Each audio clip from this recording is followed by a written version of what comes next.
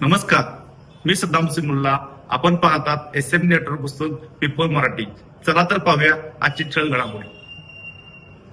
Ichalkaranji double MCOCA प्रकरणी विक्या मन्या गँगची एकाच वेळी दोन्ही मोक्क्यातून निर्दोष मुक्तता.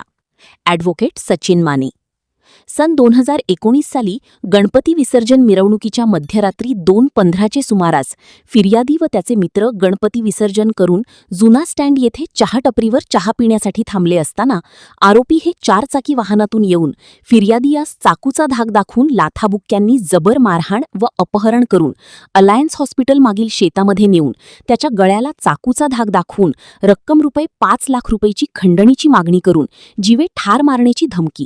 तसेच त्याच्या फोनवरून इतर घरातील व्यक्तींना आताच्या आता खंडणीची रक्कम आणून द्या, नाहीतर याला जिवंत सोडणार नाही अशी धमकी देऊन फिर्यादीकडून रक्कम ₹50,000 तसेच त्याच्या हातातील सोन्याची अंगठी व इतर साहित्य काढून घेतले प्रकरणी शिवाजीनगर पोलीस ठाणे येथे आरोपी विक्या उर्फ विकास खंडेलवाल, मनीष उर्फ मन्या नागोरी, हर्षवर्धन घोरपडे, अरुण कोळी, मॅडी उर्फ मंदार घोरपडे यांचे विरुद्ध गुन्हा नोंद करण्यात आला. सदरची विक्या मन्या टोळीविरुद्ध कोल्हापूर जिल्ह्यातील वेगवेगळ्या पोलीस ठाणेमध्ये खून, खंडणी, खुनाचा प्रयत्न, अग्निशस्त्र जवळ बाळगणी, गंभीर दुखापतीसह दरोडा असे अनेक गंभीर स्वरूपाचे गुन्हे दाखल असल्याने सदर टोळीविरुद्ध तत्कालीन विशेष पोलीस महानिरीक्षक कोल्हापूर परिक्षेत्र कोल्हापूर यांनी सदर टोळीविरुद्ध मोक्का अंतर्गत कारवाई करण्याची मंजुरी दिली. तसेच पोलीस महासंचालक महाराष्ट्र राज्य यांनी सुद्धा मोक्का अंतर्गत दोषारोपपत्र दाखल करण्यासाठी मंजुरी दिली होती. त्यानंतर आरोपींना अटक होऊन ते न्यायालयाच्या आदेशाने कळंबा मध्यवर्ती कारागृह येथे पहिल्या मोक्कामध्ये बंदी असताना जेलमधून इचलकरंजी शहरातील सूत व्यापारी याचेकडे इचलकरंजी शहरामध्ये टोळीतील सक्रिय असणारे इतर सदस्याद्वारे बेकायदेशीररित्या फोनद्वारे संपर्क करून मोक्कातील जामीनकामी पैसे तसेच गांजा, मोबाईल, पेनड्राईव्ह व इतर साहित्य खरेदी करण्यासाठी रक्कम ₹25,000ची खंडणी रक्कम मागितली.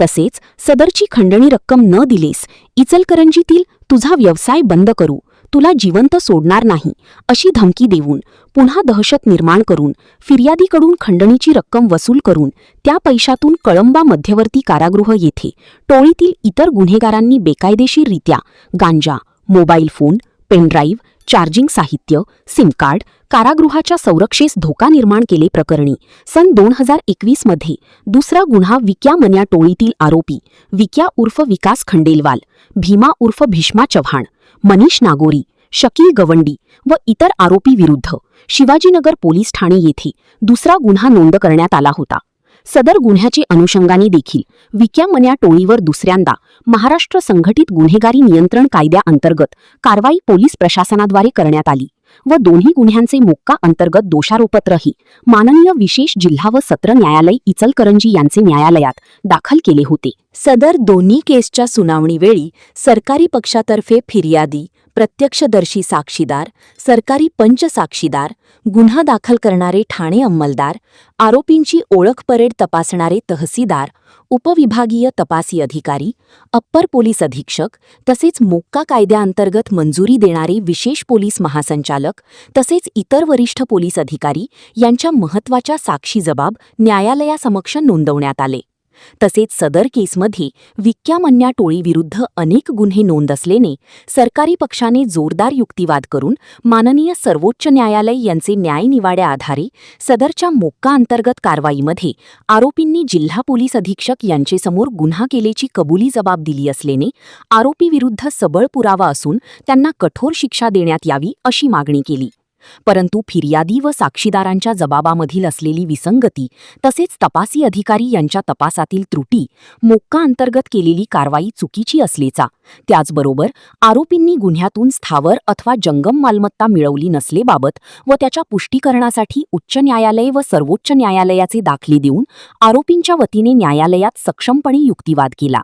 तसेच सदरचे साक्षी पुरावे, तपासातील त्रुटी व आरोपी यांचे वकिलांचा युक्तिवाद ग्राह्य मानून इचलकरंजी येथील विशेष मोक्का न्यायालय इचलकरंजी यांनी सबळ पुराव्याअभावी विक्या मन्या टोळीतील सर्व आरोपींची डबल मोक्का प्रकरणातून दोन्ही गुन्ह्यांमधून एकाच वेळी निर्दोष मुक्तता केली.